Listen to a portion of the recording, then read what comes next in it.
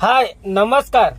ऐसे ही नहीं हमारे बिपिन रावत सर जी ने, सेनाध्यक्ष जो थे, ऐसे ही नहीं बोले थे हमारा भारत ढाई फ्रंट युद्ध से ग्रस्त है। ढाई फ्रंट का मतलब ये होता है, एक तरफ पाकिस्तान, एक तरफ चाइना, और भारत के वही 0.5 जो भारत के जयचंद लोग हैं, उन्हीं लोग के लिए बोले थे। और उसमें सबसे पहला बुरा किसको लगा था? इन कांग्रेसियों को लगा था और इन वामपंथियों को लगा था। जितने सेकुलर लोग थे, इन सबको बुरा लगा था। इस उसका ही कारण है आज जो दिल्ली में बम ब्लास्ट हुआ है, यही है।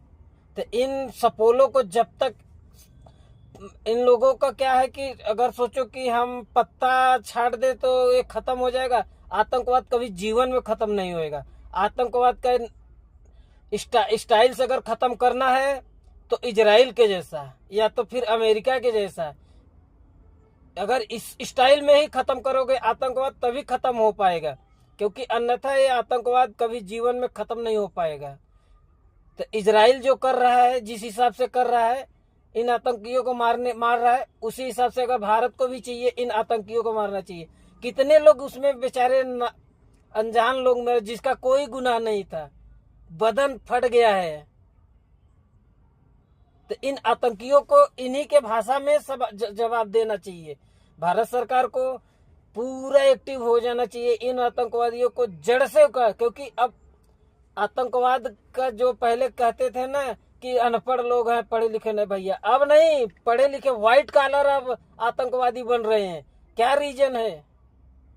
इसके बारे में भारत सरकार को सोचना चाहिए कि क्या रीजन है।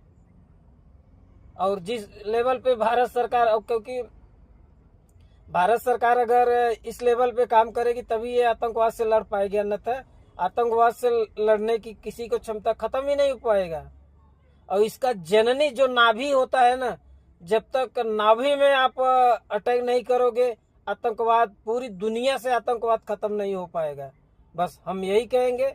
नमस्कार, जय हिंद। अगर ये रील आप लोगों को अच्छा लगा हो तो लाइक करिए, कमेंट करिए, सब्सक्राइब करिए। जय हिंद, जय भारत।